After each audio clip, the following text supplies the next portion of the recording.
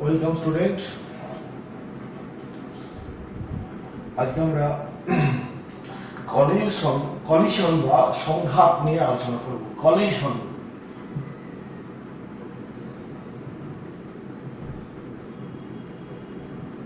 বা সংঘাত বা সংঘর্ষ।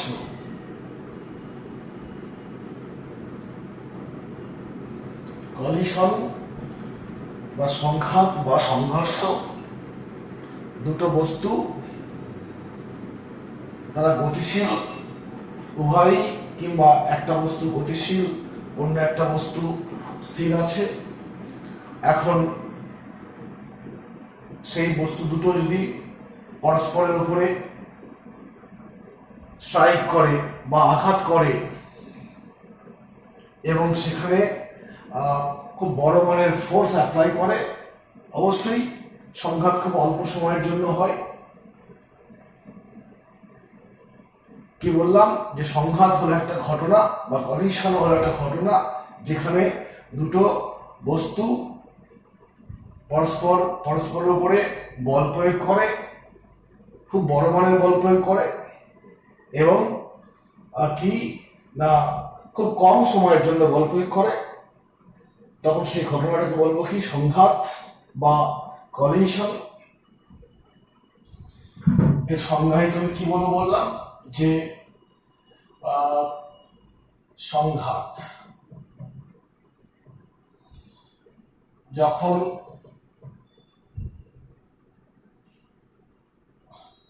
সংঘাত হলো একটি ঘটনা যেখানে দুটি বস্তু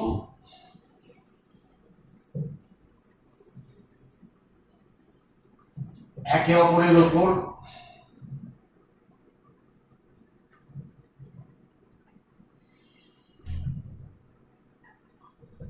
বল প্রয়োগ করে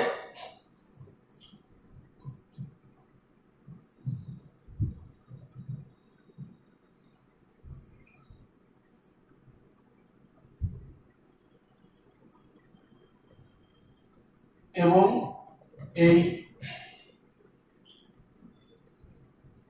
বল খুব কম সময়ের জন্য ক্রিয়াশীল হয়। সময়ের জন্য ক্রিয়াশীল, এটা হচ্ছে মোটামুটি ভাবে সংঘাতের একটা সংজ্ঞা বলতে পারি। সংঘাত হলো একটি ঘটনা যেখানে দুটি বস্তু একে অপরের ওপর বল প্রয়োগ করে এবং বল খুব কম সময়ের জন্য ক্রিয়াশীল হয় এবং ওই বল খুব কম সময়ের জন্য ক্রিয়াশীল হয়। তো আমরা এখানে বস্তু দুটো পরস্পরের উপর স্ট্রাইক করছে বা আঘাত করছে, বাইরে থেকে কোনো বল প্রয়োগ করা হয়নি। এই রকম সংঘাতের ক্ষেত্রে আমরা সেই ভরবেগের সংরক্ষণের যে কনসেপ্ট আমরা নিউটনস ল চ্যাপ্টারে পড়েছিলাম, রৈখিক ভরবেগ সংরক্ষিত থাকে। তো এখানেও আমরা বলতে পারবো যে বস্তু দুটো সংঘাতের পূর্বে যা ভরবেগ ছিল, সংঘাতের পরেও ভরবেগের পরিমাণ তাই আছে। সংঘাতের পূর্বেও যা ছিল পরেও তাই আছে। তো আমি একটা উদাহরণ দিচ্ছি। এই একটা বস্তু m1 ভরের বস্তু এইদিকে চলছে e1 বেগ নিয়ে, অন্য একটা বস্তু m2 সে u2 বেগ নিয়ে চলছে। আমি ধরলাম একই রেখা বরাবর চলছে। যদি এইরকম হয়, অর্থাৎ এই বস্তুটার বেগ বেশি হয়, তাহলে এর উপরে সংঘাত করবে, সংঘর্ষ করবে, বল প্রয়োগ করবে, দিয়ে ওদের মধ্যে সংঘাত ঘটলো, এখানে কলিশন হলো। তারপরে কি হচ্ছে না প্রথম বস্তুটা m1 বস্তুটা v1 বেগ লাভ করলো, দিয়ে চলছে, আর অন্য বস্তুটা m2 সে v2 বেগ নিয়ে চলছে। যদি এইটা হয় তাহলে এই ঘটনাটা ঘটবে। তো সংঘাতের পূর্বে কি হচ্ছে, এই বস্তুটা এর দিকে এগিয়ে যাচ্ছে, এ চললেও এর বেগ বেশি হওয়ার জন্য এদের মধ্যে একটা আপেক্ষিক বেগ আছে। তো সংঘাতের পূর্বে হিসাব মতো হবে এ এর দিকে এগিয়ে যাচ্ছে। তো এই যে সংঘাতের পূর্বে এগিয়ে যাচ্ছে, এই পারস্পরিক আপেক্ষিক বেগটাকে বলা হয় ভেলোসিটি অফ অ্যাপ্রোচ বা সংঘাতের পূর্বে আগমন বেগ। সংঘাতের পূর্বে আগমন বেগ, ইংরেজিটা পরে বলছি কত হবে, ওখানে ধরা হয় u1 মাইনাস u2। মাইনাসটা কেন বললাম না, দুটো একই দিকে আছে বলে আপেক্ষিক বেগ এরকম আসবে। এটাকে বলা হয় অনেক সময় ভেলোসিটি অফ অ্যাপ্রোচ। আর সংঘাতের পরে কি হবে, ওটাকে বলবো নির্গমন বেগ। সংঘাতের পরে নির্গমন বেগ মনে হয় যেন আমরা দেখি দাও, সংঘাতের পরে বেগকে নির্গমন বেগ না অপসারণ বেগ বলবো, এখানে বলবো কি অপসারণ বেগ।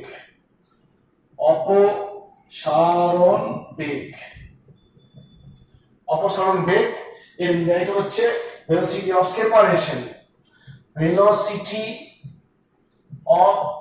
সেপারেশন। এটা হবে কত না v2 মাইনাস v1। সংঘাতের পরে চলে যাচ্ছে, ও চলে যাচ্ছে, এও চলে যাচ্ছে, অতএব v2 মাইনাস v1, দ্বিতীয় বস্তুর বেগ মাইনাস প্রথম বস্তুর বেগ সংঘাতের পরে, এটাকে বলবো কি ভেলোসিটি অফ সেপারেশন। আর সংঘাতের পূর্বে প্রথম বস্তুর বেগ মাইনাস দ্বিতীয় বস্তুর বেগকে বলবো কি সংঘাতের পূর্বে আগমন বেগ বা ভেলোসিটি অফ অ্যাপ্রোচ। আর ভেলোসিটি অফ কি বলবো সেপারেশন। এইখানে একটা টার্ম আসবে, সেটা হচ্ছে এখানে লিখি যে কোএফিসিয়েন্ট অফ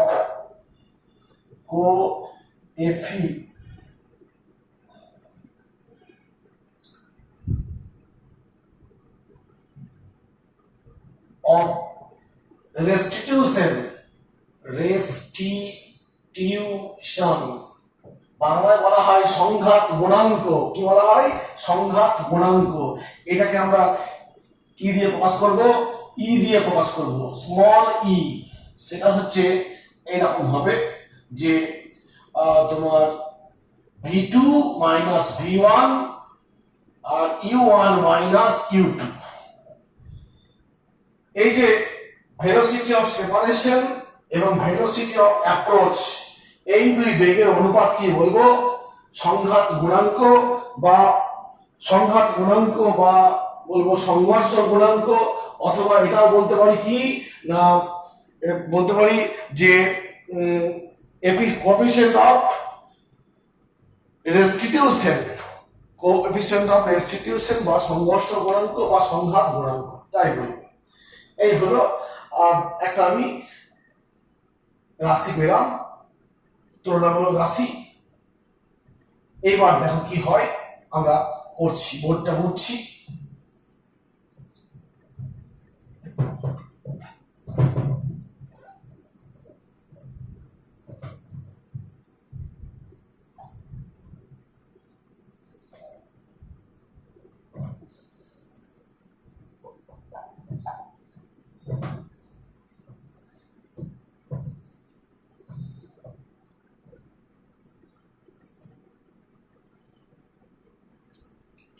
আচ্ছা, ওটা একবার লিখি। ই সমান, ই মানে কি বললাম? Coefficient of restitution. ই সমান ভেলোসিটি অফ সেপারেশন আর ভেলোসিটি অফ কি বলবো এটাকে অ্যাপ্রোচ। মানে V2 minus V1 U1 minus U2 মনে রাখবে। এইখান থেকে আমরা কলিশন সম্পর্কে কিছু একটা আইডিয়া পাবো। কিরকম না ই এর মান এরকম হতে পারে, ই এর মান 1 হয়, লেস দেন 1 হয়, কিংবা 0 হয়। যখন এর মানটা 1 হয় তখন কলিশন হচ্ছে ইলাস্টিক কলিউশন। ইলাস্টিক কলিউশন তখন হচ্ছে কি ইলাস্টিক কলিউশন বা স্থিতিস্থাপক সংঘর্ষ। ইলাস্টিক কলিশন বা স্থিতিস্থাপক সংঘাত বা সংঘর্ষ যা বলবে। এটা কি বলবো, কি এটা বলবো তোমার ইনইলাস্টিক কলিশন বা তোমার এটা হচ্ছে অস্থিতিস্থাপক সংঘর্ষ। অস্থিতিস্থাপক সংঘর্ষ। আর যখন মানটা 0 হয়ে যাবে তখন এটাকে বলবো কি, তখন এগুলো প্লাস্টিক কলিউশন। প্লাস্টিক কলিউশন আমি দেখছি প্লাস্টিক কলিউশন। এই 3 ধরনের ই এর মান থেকে আমি সংঘর্ষকে এই 3 ভাগে ভাগ করতে পারছি। সংঘর্ষকে আমরা এইভাবে 3টে ভাগে ভাগ করতে পারছি। যদি লেস দ্যান 1 হয় ইনইলাস্টিক অস্থিতিস্থাপক, আর এটা বলবো কি স্থিতিস্থাপক, এটা বলবো প্লাস্টিক কলিউশন। এর প্লাস্টিকের ভাগটা বলছি তোমারে। আচ্ছা হলো, এই হলো 3 ধরনের আমি সংঘর্ষ সম্পর্কে জানতে পারলাম। এবার আমরা সেইগুলো নিয়ে এই মানের ভিত্তিতে আমরা ক্যাটাগরি করলাম ক্যাটাগরি। এবার একে একে আমরা আলোচনা করব। ইলাস্টিক কলিউশন কখন হয়, ইলাস্টিক কলিউশন কখন হয়, বা সেই কলিউশনের জন্য কি কি শর্ত হবে, শর্ত থাকতে পারে, স্থিতিস্থাপক সংঘর্ষের জন্য কি কি শর্ত থাকতে পারে, আমরা সেগুলো নিয়ে আলোচনা করব। 1 নম্বর ইলাস্টিক কলিউশন বা স্থিতিস্থাপক সংঘর্ষ। এখানে প্রথমেই কন্ডিশন হচ্ছে যে অবশ্যই কি হবে এখানে না মোমেন্টাম বা ভরবেগ সংরক্ষিত হবে। ভরবেগ সংরক্ষিত হবে, সংরক্ষিত বা কনজার্ভড থাকবে হবে 1 নম্বর কেস। আর এইটা হলে পরেই আমি কি লিখতে পারি, আমার সংঘর্ষটার ছবিটা আমি আরেকবার আঁকতে হবে। আমি এইখানে এঁকে দিচ্ছি কারণ এটা আমার বারবার প্রয়োজন পড়বে। দেখো M1 U1 সংঘর্ষ ঘটলো কার সঙ্গে, M2, তার বেগ ছিল U2, সংঘর্ষ ঘটলো এখানে। তারপরে M1 এর বেগ হলো V1, M2 এর বেগ হলো V2, এইখানে কলিশন ঘটলো ইত্যাদি। তো দেখে বুঝতে পারছি সংঘাতের পূর্বে ভরবেগ মানে M1 U1 plus M1 U1 plus M2 U2, এটা হচ্ছে সংঘর্ষের পূর্বে কলিশন ভরবেগ, মোট ভরবেগ। আর সংঘাতের পরে মোট ভরবেগ কত, M1 V1 plus M2 V2। আমরা জানি সংরক্ষণ সূত্র ভরবেগের, যে বাইরে থেকে কোনো বল ক্রিয়াশীল না হলে কতগুলো বস্তুর পারস্পরিক সংঘর্ষের ফলে ওদের ভরবেগ সবসময় সংরক্ষিত থাকে। আমি তাই দেখো লিখলাম যে প্রাথমিক ভরবেগ মোট আর অন্তিম ভরবেগ মোট পরস্পর সমান। 2 নম্বর কি করছি, আমি ইলাস্টিক কলিশনের শর্ত লিখছি। ইলাস্টিক কলিশনের শর্ত লিখছি, সেখানে আমরা দেখব যে গতিশক্তি সংরক্ষিত হয়, এখানে গতিশক্তিও সংরক্ষিত হয়। আবার 3 নম্বরে মোট এনার্জি, মোট শক্তিও সংরক্ষিত থাকে। এই 3টা শর্ত হচ্ছে কি ইলাস্টিক কলিশনের ক্ষেত্রে এই তিন ধরনের শর্ত। ফোন লাগবে নাকি নিচে অনেক কষ্ট চলে যাবে মাউরিজে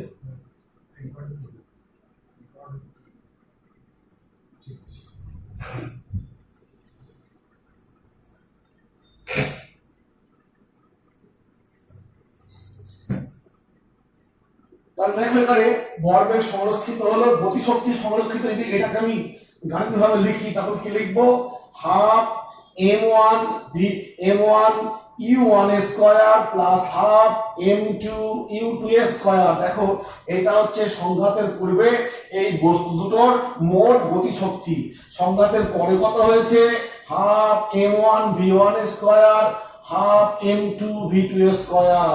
অর্থাৎ পরের শক্তি আর আগের শক্তি সমান। অবশ্যই এটা স্থিতিস্থাপক সংঘর্ষ হলে এটা সম্ভব হবে। আচ্ছা এই গেল।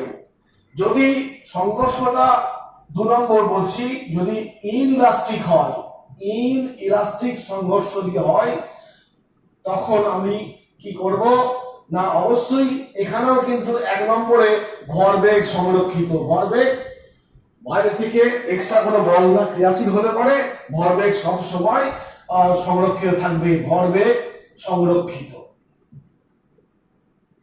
এই কথাটা মনে রাখবে। বিতে এখানে কিন্তু গতিশক্তি সংরক্ষিত থাকে না, সংরক্ষিত হয় না। সি অবশ্যই মোট শক্তি কিন্তু সব সময় সংরক্ষিত হবে। আমরা জেনেছি আগেই মোট শক্তি সব সময় সংরক্ষিত, শক্তি সংরক্ষণ সূত্র অনুসারে সংরক্ষণ হয়, মোট শক্তি সংরক্ষণ হয়। গতিশক্তিটা সংরক্ষিত হয় না, সেখানে কি হয় না কিছু শব্দ শক্তি, কিছু তাপ শক্তি ইত্যাদি উৎপন্ন হয়, দিয়ে মোট শক্তি মানে গতিশক্তিটা অন্য কোনো শক্তিতে রূপান্তরিত হয় কিছু পরিমাণ। অতএব গতিশক্তি সংরক্ষিত হয় না, কিন্তু মোট শক্তির পরিমাণটা সংরক্ষিত। অতএব দেখো এই 3টে পয়েন্টের ভিত্তিতে আমরা কি করব, সংঘর্ষকে ভাগ করব কি ইলাস্টিক আর নন ইলাস্টিক, ইলাস্টিক আর নন ইলাস্টিক, অর্থাৎ স্থিতিস্থাপক সংঘর্ষ আর অস্থিতিস্থাপক সংঘর্ষ বা ইনইলাস্টিক কন্ডিশনে বলতে পারি। এইখানে দেখো আমরা এটা গেল, বাস্তব কিছু উদাহরণ দিচ্ছি, সেখান থেকে বলতে পারবো কোনটা ইলাস্টিক আর কোনটা নন ইলাস্টিক। আরো কিছু বলছি, দেখো আমি এইখানে লিখছি একটা বস্তু, একটা ভূপৃষ্ঠ, এটা ভূপৃষ্ঠ, একটা বস্তু উপর থেকে এসে পড়লো ভূমিতে, একটা বল বা পাথর কিছু পড়লো, সে একটা v1 বেগ নিয়ে পড়েছে। যদি মাটির সঙ্গে কি হলো, ভূপৃষ্ঠের সঙ্গে সংঘাত ঘটলো। এখানে দুটো বস্তু কথা বলছি, তো এখানে দুটো বস্তুর মধ্যে একটা বস্তুই পাথরটা যে পড়ছে, অন্য বস্তুকে এখানে ভূপৃষ্ঠ হচ্ছে 2 নম্বর বস্তু, ভূপৃষ্ঠ সবসময় এখানে স্থির। অতএব এই 2 নম্বর বস্তুটা u2 বা v1 এর u2 বা v2 এর মান সবসময় স্থির। একটা বস্তু ভূপৃষ্ঠে পড়লো, যদি আবার সে v বেগ নিয়ে ওঠে, সংঘাত হলো মাটিতে হয়, সেক্ষেত্রে কি হবে, ইলাস্টিক কেস হবে, ইলাস্টিক কলিশন হবে, ইলাস্টিক কলিশন হবে।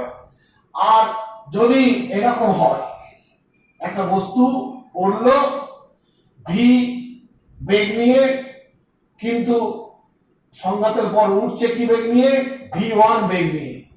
যদি v1 লেস দ্যান v হয়, অর্থাৎ দেখো আগে যে বেগ নিয়ে পড়েছিল সংঘাতের পর যখন উঠে যাচ্ছে তখন বেগটা কমে গেছে, এই বেগটা কমে গেছে, এটা নন ইলাস্টিক।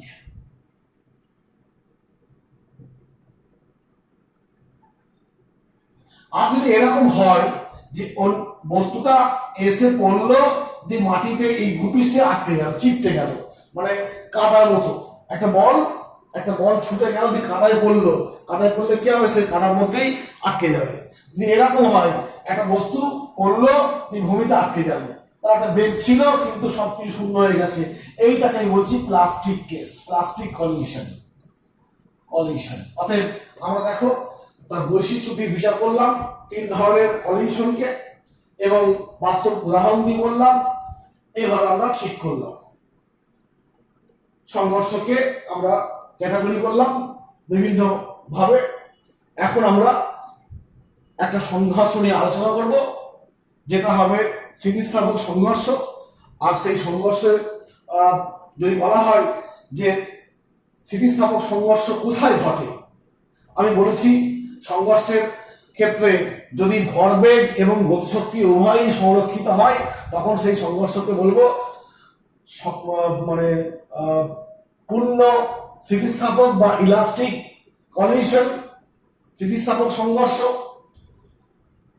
যদিও বাস্তবে বেশিরভাগ সংঘর্ষই কি অস্থিতিস্থাপক, কারণ সেখানে ভরবেগ সংরক্ষিত হলেও গতিশক্তি কিছুটা নষ্ট হয়, তার বিনিময়ে তাপ উৎপন্ন হয়, তাপ শক্তি বা ওটা কি বলবো ওই শব্দ শক্তি ইত্যাদি রূপান্তরিত হয়, যদিও মোট শক্তি একই থাকবে।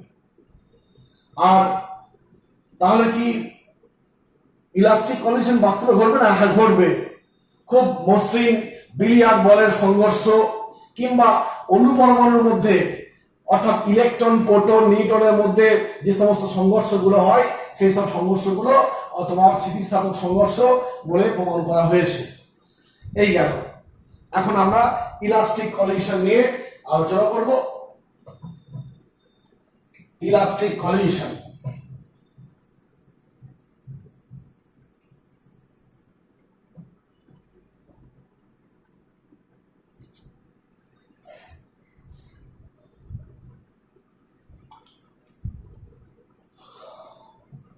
এখন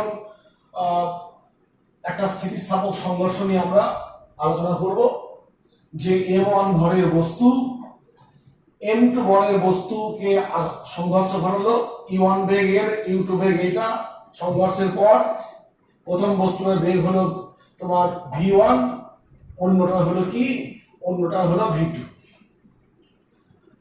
বললাম এখানে সম্পূর্ণ স্থিতিস্থাপক সংঘর্ষ ঘটছে, ইলাস্টিক কলিশন নিয়ে আমরা ভাবছি, অন্য কোনো কিছু ভাবিনি, ভাববো না। ইলাস্টিক কলিশন হয়েছে এই ক্ষেত্রে। তো এখানে দেখো m1 u1 এই রাশিগুলো সব আমার মান দেওয়া আছে, গিভেন রাশি। আর v1 ও v2 হচ্ছে আননোন। আমাদের দুটো এখানে আননোন আছে। দেখো মোট 6টা রাশি, 1 2 3 4, আর এই 6টা রাশি তার মধ্যে 4টে দেওয়া থাকবে, অর্থাৎ বস্তুটার ভর ধরে জানি, বস্তুটার বেগও জানি সংঘাতের পূর্বে, সংঘাতের পরে বেগ v1 v2 অজানা, আমরা নির্ণয় করব। যেহেতু এখানে সংঘর্ষটা স্থিতিস্থাপক, অতএব 1 নম্বরে ভরবেগের সংরক্ষণ অনুযায়ী কি লিখবো, ভরবেগের সংরক্ষণ থেকে কি লিখবো যে m1 u1 m2 u2 সমান m1 v1 m2 v2। ঠিক আছে, এইখান থেকে আমি একটু সাজিয়ে নিতে পারবো। m1 u1 v1 সমান m2 v2 minus u2, equation 1 বললাম। 2 নম্বর কাইনেটিক এনার্জির সংরক্ষণ থেকে আমি কি লিখবো বলো, half m1 u1 square half m2 u2 square সমান half m1 v1 square plus half m2 v2 square. এইবার সবার দেখো হাফ আছে, হাফ গুলোকে আমি সরিয়ে দিলাম। এরপরে দেখো লিখছি আমি m1 কমন নিচ্ছি, u1 স্কয়ার v1 স্কয়ার, এইটা আর এইটা, এই হাফ গুলোকে আমি সব সরিয়ে দিয়েছি, কেটে দিয়েছি উভয় পক্ষে। এটা স্কয়ার সমান m2 v2 square minus v1 square u1 square. অর্থাৎ এইটাকে আমি এদিকে এনেছি, বিয়োগ করেছি, m1 কমন নিয়েছি, আর এই দুটোর সঙ্গে আমি m2 কমন নিয়ে এভাবে করেছি, ইকুয়েশন 2। 2 ডিভাইড বাই 1 করে পাচ্ছি, দেখো কি হবে, এইটা বাই এইটা হবে এবং এইটা বাই এইটা হবে। এখানে m2 বাই m2 কেটে যাবে, m1 বাই m1 কেটে যাবে। এটা দেখো a স্কয়ার মাইনাস b স্কয়ারের সূত্র, অতএব a plus b a minus b, নিচে থাকবে কি a মাইনাস b, ভাগ করলে কি পড়ে থাকবে, আমি একবার পড়িয়ে দিচ্ছি বুঝতে অসুবিধা না হয়।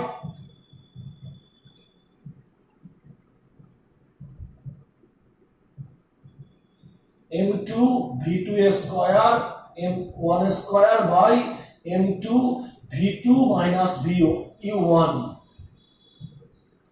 অতএব ভাগ করে দেখো পাবে কি u1 plus v1 v2 minus u1।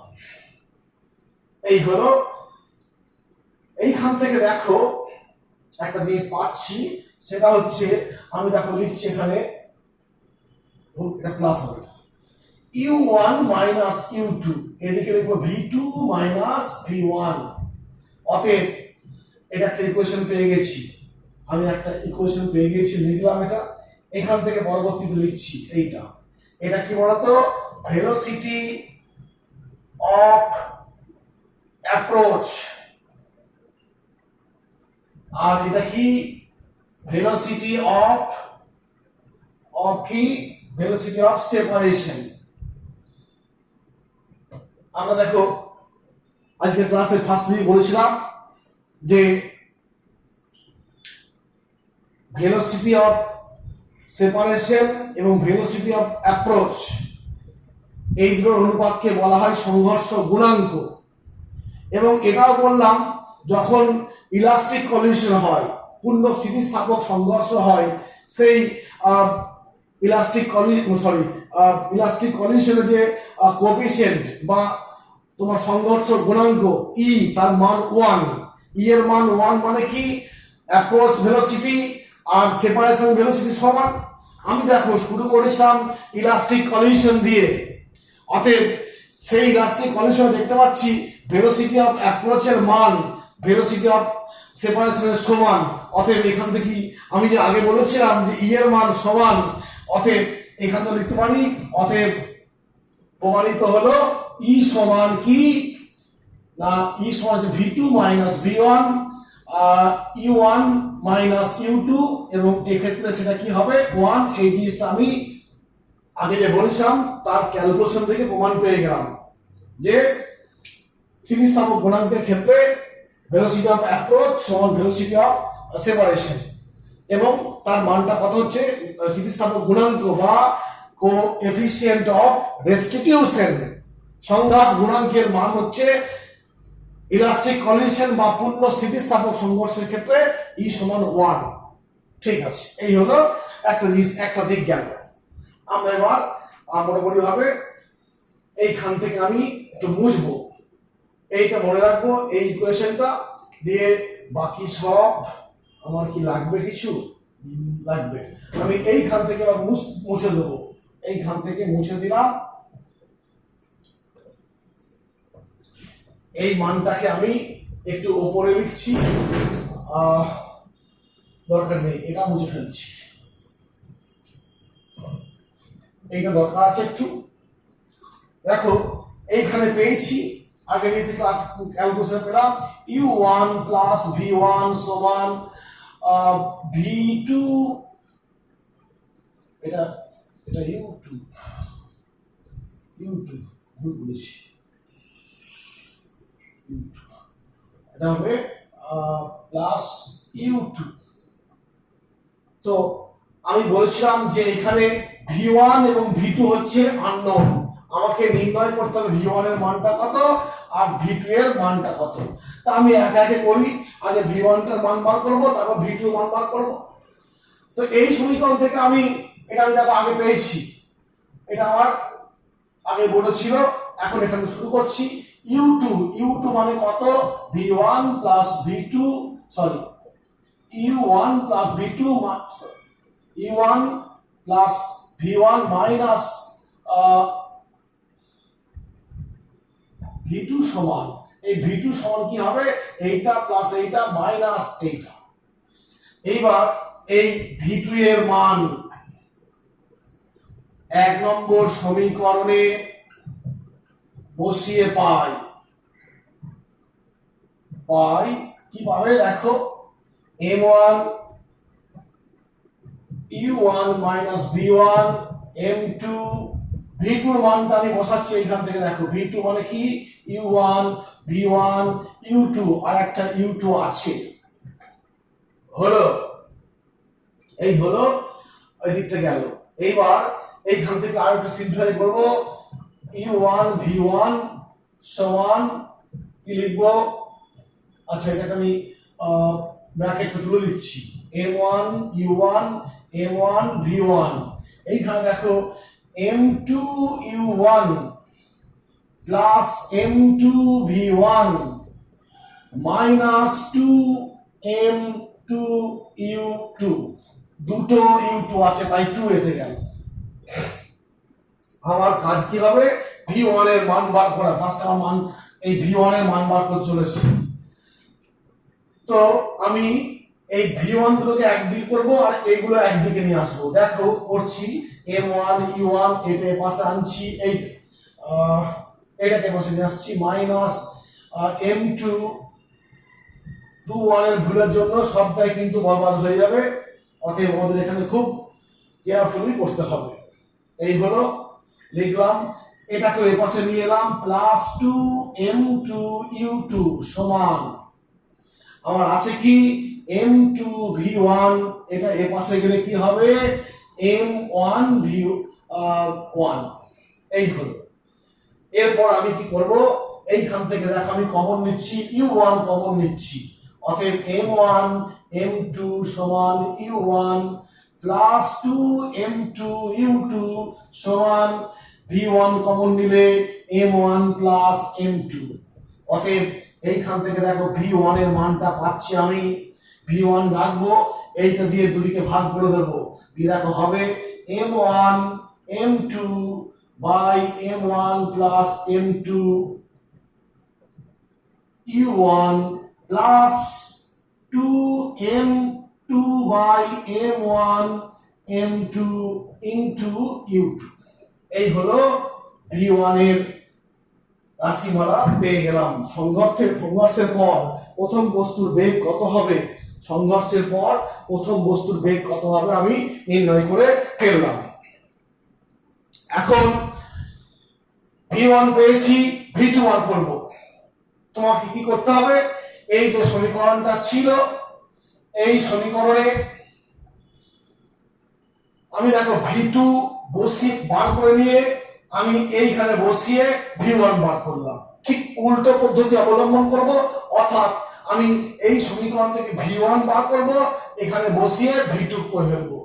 এটা করলেই তুমি দেখবে যে হাতা করে করবে হয়ে যাবে, কিন্তু দরকার নেই, খুব সহজভাবেই এই পুনরাবৃত্তি ইকুয়েশন ক্যালকুলেশনটা না করে আমরা এই যে ইকুয়েশন পেয়েছি v1 এর ইকুয়েশন, এই v1 এর ইকুয়েশনকে লক্ষ্য রেখে জাস্ট এই যে প্রিফিক্স গুলো আছে বা সাফিক্স গুলো আছে, 1 কে 2 2 কে 1 চেঞ্জ করে দাও, যেখানে 1 আছে 2, যেখানে 2 আছে 1 বসিয়ে দাও, দেখবে পুরো মিলে যাচ্ছে। তুমি যদি এইখান থেকে v1 এর মান বার করে নিয়ে এইখানে বসিয়ে v2 করো আর এই সমীকরণে জাস্ট 1 এর জায়গায় 2 2 এর জায়গায় 1 বসাও, দেখবে একই মান চলে আসছে।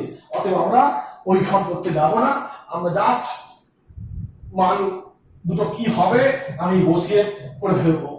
দেখো আমি পেলাম, প্রথমটা পেলাম v1 পেলাম কত m1 m2 by m1 plus m2 into u1 plus 2m2 m1 plus m2 u2, এর সঙ্গে তাল মিলিয়ে অতএব v2 টা হবে ঠিক এরকম। দেখো 1 এর 2 করলাম, এখানে লিখব কি 2 minus 1 by m2 plus m1, এটা কি হবে u2 হবে, প্লাস এখানে কি লিখব 2m1 m2 প্লাস m1, এটা কি হবে u1। এই দেখো এটা হচ্ছে v1 এর সংঘর্ষের পর প্রথম বস্তুর বেগ, এটা হচ্ছে সংঘর্ষের পর দ্বিতীয় বস্তুর বেগ। আমরা স্থিতিস্থাপক সংঘর্ষের ক্ষেত্রে সংঘর্ষের পর দুটোর বেগ কি হবে নির্ণয় করে ফেললাম। দুটো বস্তুর বেগ কি হবে আমরা নির্ণয় করে ফেললাম এখন। অর্থাৎ এখানে আমার যে রাশিগুলো আননোন ছিল সেগুলো আমি পেয়ে গেলাম।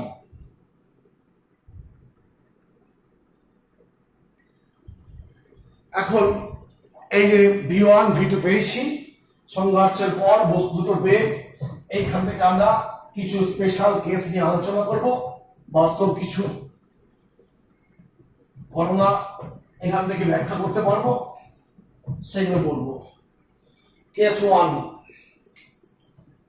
Special case.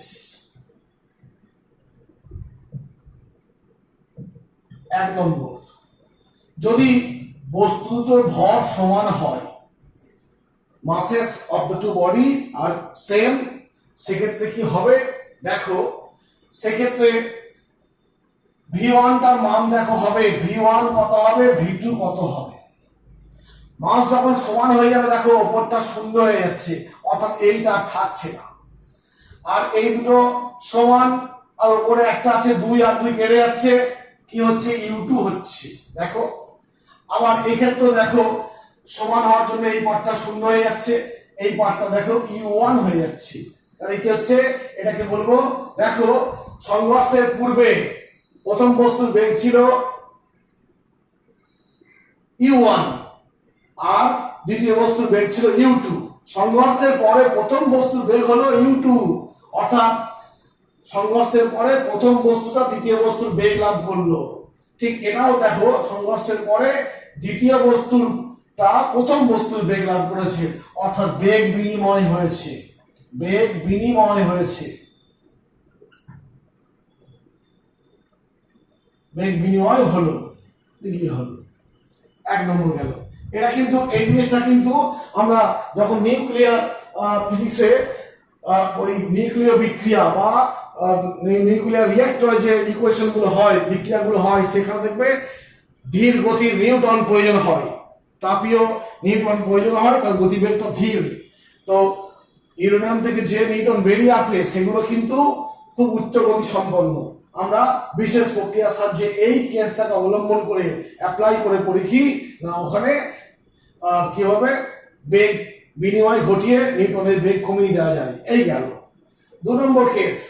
2 নম্বর কেসে আমি ধরবো যে প্রথম বস্তুর বেগ ভরটা M1টা অনেকখানি M2 এর থেকে বড়। কি বললাম, প্রথম বস্তুর বেগটা দ্বিতীয় বস্তুর বেগ থেকে অনেকখানি বড়। সেই ক্ষেত্রে কি হবে, যেমন আমি উদাহরণ দিচ্ছি, এটা হচ্ছে একটা লরি, লরি আর এটা সাইকেল। একটা লরি আর সাইকেল মধ্যে সংঘর্ষ হচ্ছে, সেইখানে কি ঘটবে, আমি এখানে আবার দুটো কেস পাবো আলাদা আলাদা। প্রথম কেসটাই বলছি যে লরিটা দাঁড়িয়ে আছে, দাঁড়িয়ে আছে মানে U1টা শূন্য আর সাইকেলের একটা বেগ আছে, তার ফলে কি হবে, এর ফলে V1টা কত হবে। দেখো লরির ভরের তুলনায় সাইকেলের ভরটা অবজ্ঞা করা যায়, লরির ভরের তুলনায় সাইকেলের ভরকে অবজ্ঞা করা যায়। অতএব দেখো এই M1 লরির ভর, এর সঙ্গে সাইকেলের ভর যোগ করো বা বিয়োগ করো, কোনো কিছু এসে যাবে না, অর্থাৎ এটা কেটে যাচ্ছে, হলো উপরটা সমান নিচেটা হয়ে যাচ্ছে। আচ্ছা আর কি বলবো, U1 এর মান আচ্ছা U1 এর মান এটা কেটে যাচ্ছে, আবার U1 এর মান শূন্য, অতএব কি হবে V1 ও শূন্য। অর্থাৎ সংঘর্ষের আগে লরি যেমন স্থির ছিল, সংঘর্ষের পরেও লরি কি হয়ে গেল, স্থির থাকলো। কিন্তু সাইকেলটার ক্ষেত্রে কি হলো, V2টা কি হলো, লরি স্থির ছিল, লরি স্থির থাকলো, সাইকেল গিয়ে ধাক্কা মেরেছে, সাইকেলের একটা বেগ ছিল, অতএব সাইকেল ধাক্কা মারার পরে সাইকেলের কি হবে দেখো। দেখো এবার এইখানে দেখতে পাচ্ছি যে এটা হচ্ছে সাইকেলের বেগ সংঘাতের পরে, তো U1 শূন্য মানে এই পার্টটা থাকছে না, আর এই পার্টটা থাকছে। এখানে দেখো M2 হচ্ছে সাইকেলের বেগ, ইগনোর করে দাও, আর M1 M2 লরির বেগ, এটা বাদ দিলে বাইরে থাকছে মাইনাস, কেটে যাচ্ছে -1 থাকছে, অর্থাৎ V2টা হবে কি -U2। অর্থাৎ সাইকেল যে বেগে এসে লরির ধাক্কা মারবে ঠিক সমান মানের বেগ নিয়ে উল্টো দিকে ফিরে আসবে, লরির কোনো হেলদোল নেই, লরি যেমনকে তেমন স্থির হয়ে থাকবে। এই হলো দেখো একটা কেস। 2 নম্বর কেস, যদি লরিটা তোমার গতিশীল হয়, U1 এর মান আছে আর সাইকেল স্থির হয়ে দাঁড়িয়েছিল, ধাক্কা হলো, ধাক্কার পর কি হবে, লরির বেগটা কি হবে দেখো, এখানে বলে দিচ্ছি সাইকেলের ভরটা তুল্য নয়, আলোচনায় আনবো না আমরা। লরির ভরটা এখানে দেখো U2 শূন্য মানে এই পার্টটা থাকছে না, U2 থাকছে না, এই পার্টটা থাকছে, U1 এর একটা মান আছে। কি হবে, এইগুলো ইগনোর করবো, M2 M1 বা M2 অর্থাৎ V1 সমান U1, অর্থাৎ লরি যে বেগে চলছিল সেই বেগেই চলে যাবে, সাইকেল ধাক্কা মেরেছে ওর কোনো কিছু চেঞ্জ হবে না। কিন্তু সাইকেলের কি হবে দেখো, সাইকেলের বেগ হচ্ছে, এটা লরির বেগ হলো আফটার কলিশন, সাইকেলের বেগ আফটার কলিশন, সাইকেলের বেগ কি ছিল আগে, সাইকেলটা তোমার স্থির, সাইকেলটা স্থির ছিল, ধরেছি লরির বেগ আছে, সাইকেল দাঁড়িয়েছিল, আগেরটাই বলেছিলাম লরি দাঁড়িয়েছিল, সাইকেল চলছিল। এই ক্ষেত্রে দেখো কি হবে, এই ক্ষেত্রে আমরা দেখব যে U2 শূন্য মানে এই পার্টটা শূন্য হয়ে গেল, U1 এর মান একটা আছে, M1 M2, এই M2 এর মানটা ইগনোর করব, 2M1 বাই M1, M1 কেটে যাচ্ছে, 2U1 অর্থাৎ কি আসবে 2U1। লরি তার নিজের বেগে ছুটবে আর সাইকেল করবে কি, লরির দ্বিগুণ বেগ নিয়ে উড়ে যাবে যাকে বলা হয়। এই হলো কতগুলো বিশেষ ক্ষেত্র, আমরা এই ক্ষেত্রগুলোকে মনে রাখবো আর এই ইকুয়েশনটা মনে রাখতে হবে, কারণ নিউমেরিক্যাল প্রবলেম করার সময় ইকুয়েশনটা তাই লাগবে। আর একটা মনে রাখতে পারলেই দেখো 1 2 2 1, অতএব অন্যটা মনে রাখা খুব সহজ। ঠিক আছে, আমরা আজকে এখানেই শেষ করছি, এর পরের ক্লাসে আমরা এখান থেকে শুরু করব, কারণ ভিডিও অনেক বড় হয়ে যাচ্ছে। আজকের মতো শেষ করলাম।